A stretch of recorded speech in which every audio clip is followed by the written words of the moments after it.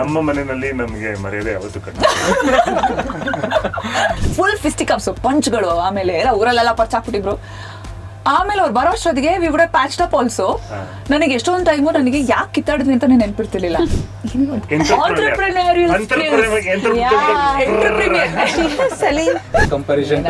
ರಾಮಾಯಣ ಆಗಿದೆ ಗುರು, ಅದೇ ಒಂದು ರಾಮಾಯಣ ಆಗಿದೆ. ರೇಡಿಯೋ ಸಿಟಿಯಲ್ಲಿ ಮಾತ್ರ. ಏನ್ ಯೋಚನೆ ಮಾಡ್ತಿದ್ದೀರಾ? ಬೇಗ ಬೇಗ ಬೆಲ್ ಐಕನ್ ಕ್ಲಿಕ್ ಮಾಡಿ. ಪ್ರಸ್ತುತಪಡಿಸುತ್ತೇವೆ ರಾಮನ ಅವತಾರ. ಥಿಯೇಟರ್ನ ಬಾಗಿಲುಗಳು ಮೇ 10ಕ್ಕೆ ತೆರೆಯಲಿವೆ. ಏನೋ ಅವರವರೇ ಮಾತಾಡ್ಕೋತಾ ಇದ್ದಾರೆ. ಕಂಟಿನ್ಯೂಸ್ ಇಂಟರ್ವ್ಯೂ ಕೊಟ್ಟು ಒಂಥರ ಅದು ಹೆಂಗಾಗೋಗಿರುತ್ತೆ ಅಂತಂದ್ರೆ, ಒಂದು ಸಿನಿಮಾ ರಿಲೀಸ್ ಆಗಬೇಕಾದ್ರೆ ಸೀರಿಯಸ್ ಆಗಿ ಇಂಟರ್ವ್ಯೂ ಅದೇ ಮಾತಾಡಿ ನಿದ್ದೆಲೆ ಎದ್ಬಿಟ್ಟು ಮೇ 10ನೇ ತಾರೀಕು ಮೇ 10ನೇ ತಾರೀಕು ಅಂತೆಲ್ಲ ಈ ತರ. ಬೇಸಿಕ್ಲಿ ಮೇ 10th ಜಪ ನಡೀತಾ ಇದೆ ಇವತ್ತು ರೇಡಿಯೋ ಸಿಟಿ ಸ್ಟುಡಿಯೋಸ್ನಲ್ಲಿ. And in fact of course Ramarajya ಶುರು ಆಗ್ತಾ ಇದೆ ಮೇ 10ಕ್ಕೆ. ಸೆಲೆಬ್ರೇಷನ್ಸ್ ಅಂತೂ ಆಗಲೇಬೇಕು. ರೇಡಿಯೋ ಸಿಟಿ 91.1 ಸ್ಟುಡಿಯೋಸ್ನಲ್ಲಿ ಗಾಜನ್ boys make some noise. Actually record ಆಗ್ತಿದೆ ಅಂತ ಗೊತ್ತಿರಲಿಲ್ಲ. ನಾನು ಇಲ್ಲಿ ತರ್ಲಿ ಕೆಲಸ ಮಾಡ್ತಿದ್ದೆ, ರೆಕಾರ್ಡ್ ಮಾಡ್ಬಿಟ್ಟಿದ್ದೀರಾ. ಬಟ್ ಯಾವ್ದನ್ನು ಸೀರಿಯಸ್ ಆಗಿ ತಗೋಬೇಡಿ. ನಮಸ್ಕಾರ ಎಲ್ರಿಗೂ. ಹೇಗಿದ್ರು ಬಟ್ ಮೇ 10 ಜಪ ಅಂತೂ ಖಂಡಿತ ನಡೀತಿದೆ. ಈ ಟೈಮಲ್ಲಿ ಯಾರು ಬಂದು ನಿಮ್ ಮದ್ವೆ ಆನಿವರ್ಸರಿ ಯಾವಾಗ ಏನು ಕೇಳಬಾರ್ದು. ಹೌದು, ಮೇ 10 ಅಂತ ಹೇಳಿದ್ವಿ. ಈಗ ಅದು ತುಂಬಾ ದಿನದವರೆಗೂ ಆ ಹ್ಯಾಂಗ್ ಓವರ್ ಇರುತ್ತೆ at least. In fact YONO camera record ಆಗ್ತಿರ್ಲಿಲ್ಲ ಅಂತೆಲ್ಲ ಅನ್ಕೊಳ್ಳೋ ಹಂಗೆ ಎಲ್ಲ ಪ್ರಿವೇಸಿ ಅನ್ನೋದೆಲ್ಲ ಇವಾಗ ಮಿತ್ತು ಪ್ರಪಂಚದಲ್ಲಿ. ಎಲ್ಲಾನು ನೋಡ್ತಾ ಇರ್ತಾರೆ. ಹೌದು, ಆಕ್ಚುಲಿ ನಮ್ಮ ಪ್ರೊಡ್ಯೂಸರ್ ಅಂಬರೀಶ್ ಅವ್ರ ವೈಫ್ ಬರ್ತ್ಡೇ ಅವರು ಕೂಡ ಮರ್ತು ಬಿಟ್ಟಿದ್ರು ವೈಫ್ ಬರ್ತ್ಡೇ. ಅವ್ರ ಬಾಯಲ್ಲೂ ಮೇ 10 ಅಂತಾನೆ ಹೋಗಿ ಮೇ 3rd ವೈಫ್ ಬರ್ತ್ಡೇ ಅಂತಾನೆ ಮರ್ತು ಬಿಟ್ಟಿದ್ರು ಅವರು. ಆಮೇಲೆ ಉಲ್ಟಾ ಮಾಡಿ, ಚಿನ್ನ ನಿನ್ಗೋಸ್ಕರನೇ ನಾನು ಈ ಫಿಲ್ಮ್ ಮಾಡಿರೋದು, ನಿನ್ ಬರ್ಡೇ ಗಿಫ್ಟ್ ಅದಕ್ಕೆ ರಿಲೀಸ್ ಮಾಡ್ತಿದ್ದೀನಿ ಅಂತ ಏನಾದ್ರು ಕಾಗೆ ಹಾರಿಸಿ ಪ್ರಾಬಬ್ಲಿ ಸರಿ ಮಾಡ್ಕೊಳ್ಬಹುದು. ಬಟ್ ಎಕ್ಸಾಮ್ಗೆ ರೆಡಿ ಆಗಿದ್ದೀರಾ. ಸ್ಟುಡಿಯೋನಲ್ಲಿ ನಮ್ಮ ಜೊತೆ Rishi, Praneetha and of course ಸಿನಿಮಾದ ಡೈರೆಕ್ಟರ್ ವಿಕಾಸ್, 3 ಜನ. ಹೊಟ್ಟೆಯಲ್ಲಿ ತಳಮಳ Praneetha. Of course every movie ಹಂಗೆ ಇರುತ್ತೆ. ಬಟ್ ಆಫ್ಟರ್ ಲಾಂಗ್ ಟೈಮ್ ಒಂದು outing. And in fact personal life ನಲ್ಲೂ ಕೂಡ ಸುಮಾರು ಚೇಂಜಸ್ ಅಂಡ್ ಅಪ್ಗ್ರೇಡೇಷನ್ ಗಳಾಗೋಗಿದೆ ಇವಾಗ. I am sure it's a very busy life right now, irrespective. So ಇದೆಲ್ಲದ್ರ ನಡುವೆ ರಾಮನ ಅವತಾರ ಸಿನಿಮಾ ಮೇ 10ಕ್ಕೆ ರಿಲೀಸ್ ಆಗ್ತಾ ಇದೆ. ಹೇಳಿ. ತುಂಬ ಸಂತೋಷ ಆಗ್ತದೆ. ಈ ಥರ ಒಂದು ಅಂದರೆ ಎಲ್ಲನೂ ಜಗಲ್ ಮಾಡೋದು, ಎಲ್ಲನೂ ಮ್ಯಾನೇಜ್ ಮಾಡೋದೇ ನಂಗೆ ತುಂಬ ಇಷ್ಟ. ಸೊ ಇದರಲ್ಲೂ ಏಸ್ ಆಗಬೇಕು, ಅದರಲ್ಲೂ ಏಸ್ ಆಗಬೇಕು. That's my. ಪ್ರಣೀತಾ ಆಕ್ಚುಲಿ ತುಂಬಾ ಜನ ಗೊತ್ತಿಲ್ಲ, is quite a successful entrepreneur, is an actor, is a mommy now, a lot of hats. And ಇದೆಲ್ಲದ ನಡುವೆ ನಮ್ಮ ರಿಷಿ ಅವರು ತುಂಬಾ ರಾಮ ಜೆಂಟಲ್ಮ್ಯಾನ್ ಅಂತೆಲ್ಲ ಎಲ್ಲಾ ಕಡೆ ಪೋಸ್ ಕೊಡ್ಕೊಂಡು ಓಡಾಡ್ತಾ ಇರೋದು ನಮಗ್ ಗೊತ್ತು. ನಮಗೆ ನಾವು ಚಿಕ್ಕವರಿಂದ ನಾವು ಹೆಂಗೆಲ್ಲ ನಮ್ಗೆ ಪಂಚ್ಗಳು ಸಿಕ್ಕಿದೆ. ಈ ಒಂದು ಅನ್ಯಾಯದ ಬಗ್ಗೆ ಇವತ್ತು ನಾನು ಮಾತಾಡೋಣ ಅಂತ ಒಂದು ಫೋರಂ ಹುಡುಕಿದೀನಿ. ಹಿತ್ಲು ಗಿಡ ಮದ್ದಲ್ಲ ಅಂತ ಹೇಳ್ತಾರಲ್ಲ, ಹಾಗಾಗಿ ಅದಕ್ಕೆ ನಮ್ಮ ಮನೆಯಲ್ಲಿ ನಮ್ಗೆ ಮರ್ಯಾದೆ ಯಾವತ್ತೂ ಕಡಿಮೆ. But Rama is a gentleman ಅಂತ ನಮ್ಮ ಅಪ್ಪ ಅಮ್ಮ ಏನಾದ್ರು ಆಚೆ ಹೋದಾಗ, ಎಸ್ಪೆಷಲಿ ನಾವು ಸ್ಕೂಲಲ್ಲಿ ಇರ್ಬೇಕಾದ್ರೆ ಒಂದು ಫೈಟ್ ಕಿತ್ಕೊಂಡಿರೋದು ಯಾವ ರೇಂಜ್ ಅಲ್ಲಿ ಅಂದ್ರೆ, ಇಬ್ರು ಫುಲ್ ಫಿಸ್ಟಿಕಪ್ಸ್ ಪಂಚ್ಗಳು, ಆಮೇಲೆ ಎಲ್ಲ ಊರಲ್ಲೆಲ್ಲ ಪರ್ಚಾಕ್ಬಿಟ್ಟಿದ್ರು. ಆಮೇಲೆ ಅವ್ರು ಬರೋ ಅಷ್ಟೊತ್ತಿಗೆ ವಿ ವುಡ್ ಪ್ಯಾಚ್ಡ್ ಅಪ್ ಆಲ್ಸೋ. ನನಗೆ ಎಷ್ಟೊಂದು ಟೈಮು ನನಗೆ ಯಾಕೆ ಕಿತ್ತಾಡಿದ್ವಿ ಅಂತ ನೆನ್ಪಿರ್ತಿರ್ಲಿಲ್ಲ. ನನ್ ಒಂದ್ಸಲ ಚೆನ್ನಾಗಿ ನೆನಪಿದೆ, ನನ್ನ ಮೇಲೆ ಬ್ರೂಸ್ ಆಗಿತ್ತು, ಹಿಡಿದ್ಬಿಟ್ಟಿದ್ದಾನೆ ಇಲ್ಲಿ ಉಗ್ರಲ್ಲಿ. ಯಾಕಾಯ್ತು, ಏನಕ್ಕೆ ಮಾಡಿದ್ರಿ ಅಂತ ಕೇಳ್ತಾ ಇದಾರೆ, ಬೈತಾ ಇದಾರೆ ನಮ್ಮಮ್ಮ. ನನಗೆ ರೀಸನ್ನೇ ನೆನಪಿಲ್ಲ. ಐ ಥಿಂಕ್ ಅದು ಸಿಬ್ಲಿಂಗ್ ಫೈಟ್ಸ್ ಮಜಾನೇ ಅದಲ್ವಾ. ಅಂದ್ರೆ ಪ್ರತಿ ಸಿಬ್ಲಿಂಗ್ ಕೂಡ ಕಿತ್ತಾಡಿರ್ಲೇಬೇಕು. What's the age difference? Just 3 years ಚಿಕ್ಕವಳು ನಾನು. ತುಂಬಾ ಜನ ಕ್ಯೂಟ್ ಆಗಿ ಹೇಳ್ತಾರೆ ಪಾಪ. ಆಕ್ಚುಲಿ ಮೇಡಮ್ ನಿಮ್ಮ ಅಣ್ಣನ ಫಿಲ್ಮ್ ಬಂತು ಹಂಗೆ ಹಿಂಗೆ ಅಂತ ನಾನು ಕರೆಕ್ಟೇ ಮಾಡಕ್ ಹೋಗಲ್ಲ ನಾನು. Actually I am the older one. ಅಂದ್ರೆ ಆಕ್ಚುಲಿ ಸಿಬ್ಲಿಂಗ್ಸ್ ಅಂದ್ಮೇಲೆ ಕಿತ್ತಾಡ್ಲೇಬೇಕು.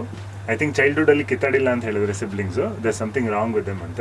ಅಂಡ್ ಐ ಥಿಂಕ್ ಅದು ಯೂಶಲಿ ಒಂದು ಗ್ರಾಫ್ ಇರುತ್ತಲ್ಲ, ಚಿಕ್ಕ ವಯಸ್ಸಿನಲ್ಲಿ ಅವ್ರು ಯಾವಾಗಲೂ ಕಿತ್ತಾಡ್ತಾ ಇರ್ತಾರೆ and then they become best of buddies types. At least that's what we will tell now.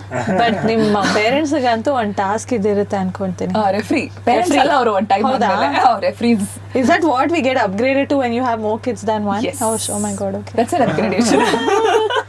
Okay. So because ರಾಮನ ಅವತಾರ ಸಿನಿಮಾ ಮತ್ತೊಂದ್ಸಲ ಹೇಳ್ತಾ ಇದ್ದೀನಿ, ಮೇ 10ನೇ ತಾರೀಕು ರಿಲೀಸ್ ಆಗ್ತಾ ಇದೆ. ಹೇಗಿದೆ ಡೆಬ್ಯೂ ನಿಮಗೆ?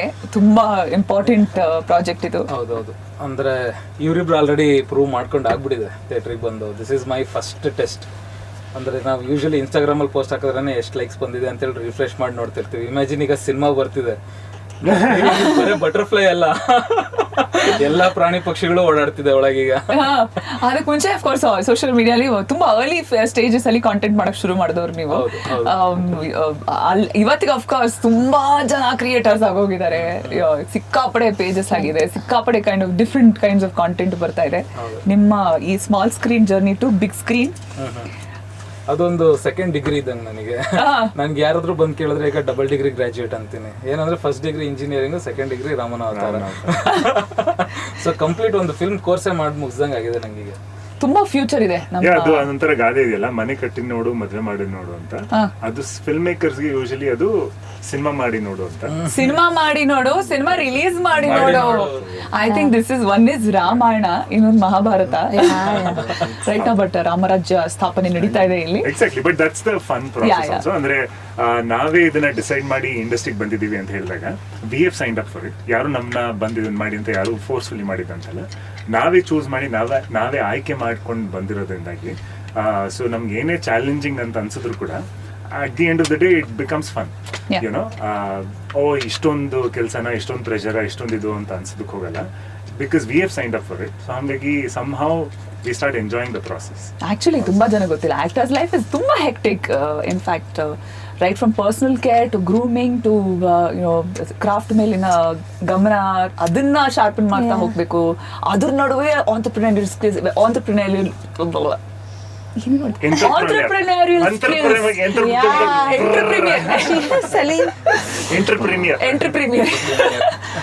ತುಂಬಾ ಬಿಸ್ನೆಸ್ ಆಕ್ಯುಮೆನ್ ಇರಬೇಕು. ಆಕ್ಚುಲಿ ಸಿಕ್ಕಾಪಡೆ ಜಾಸ್ತಿ ಇದು. ಇಂಜಿನಿಯರ್ಸ್ ತುಂಬಾ ಬ್ರೈಟ್ ಫ್ಯೂಚರ್ ಇದೆ ಅಂತ ಅದೇ ಹೇಳ್ತಾ ಇರ್ತೀನಿ. ಅಲ್ಲಾದ್ಮೇಲೆ ಲೈಫ್ ಅಲ್ಲಿ ಆಕ್ಟರ್ಸ್ ಆಗ್ಬೋದು, ಮೀಮರ್ಸ್ ಆಗ್ಬೋದು, ಕಾಂಟೆಂಟ್ ಕ್ರಿಯೇಟರ್ಸ್ ಆಗ್ಬೋದು. ಬಟ್ ಒಂದೇನ್ ಹೇಳ್ತೀನಿ ಅಂತ ಹೇಳಿದ್ರೆ, ನಾನು ಎಸ್ಪೆಷಲಿ ಆಕ್ಟಿಂಗ್ ಅಥವಾ artist of any form, unless we don't really love it, ಅಂದ್ರೆ ಲೈಕ್ ಅಲ್ಲ, really love it, ಅಂದ್ರೆ ಈ ಕೆಲಸ ಅಲ್ಲದೆ ನನಗೆ ಬೇರೆ ಯಾವ ಕೆಲಸ ಮಾಡೋದಕ್ಕೂ ಕೂಡ ನನಗೆ ಆಸಕ್ತಿನೇ ಇರೋದಿಲ್ಲ, ಅಥವಾ ನಾನು ಈ ಕೆಲಸ ಮಾಡದೆ ಹೋದ್ರೆ I will not enjoy my life ಅನ್ನೋ ಹಂತಕ್ಕೆ ಬರ್ದೆ ನಾವು if we become artist, then nobody will survive.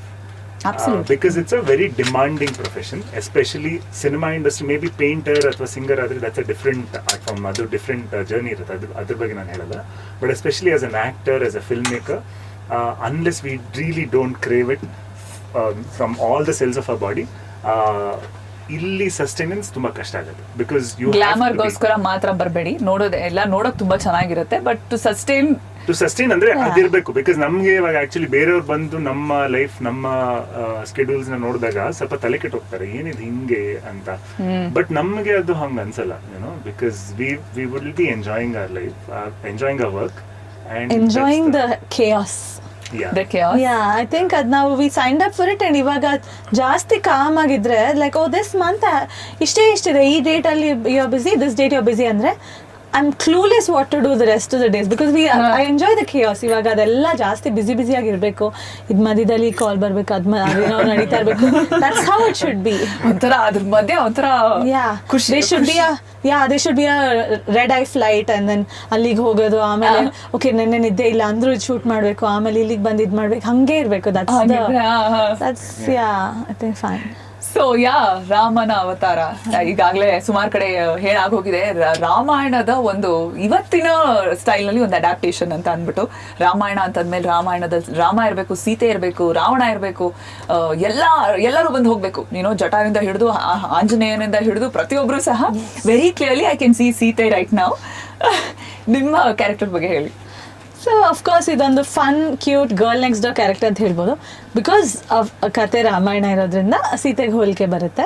But I think basic story line ಮಾತ್ರ ರಾಮಾಯಣದ್ದು, ಮಿಕ್ಕಿದೆಲ್ಲ ಮಾಡರ್ನ್ ಆಗಿ ಫನ್ ಆಗಿ ಒಂದು ಲೈಟ್ ಹಾರ್ಟೆಡ್ ಫಿಲ್ಮ್ ಅಂತ ಹೇಳ್ಬೋದು. ಸೀತೆ ಏನ್ ಮಾಡ್ತಾರೆ ಫಿಲ್ಮ್ ನಲ್ಲಿ? ಏನ್ ಮಾಡ್ತಾರೆ ಇದು ಒಂದು ಹೇಳ್ಬೋದು, ಅಷ್ಟು ಎಲ್ಲಿ ತನಕ ಹೇಳ್ಬೋದು ನಂಗೆ ಗೊತ್ತಿಲ್ಲ.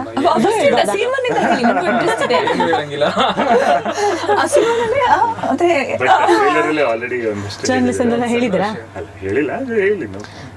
She's a journalist. ಸೊ ಇವತ್ತಿಂದ ಒಂದು ಮಾಡರ್ನ್ ಡೇ ಗರ್ಲ್, ಅಂಡ್ ಹೇಗೆ ಏನು ಅಂತ ಅಂದ್ರೆ ಸೀತೆ ಅಂದ್ರೆ ತುಂಬಾ ಪಯಸ್ ಆಗಿ ಏನು ತೋರಿಸಿಲ್ಲ.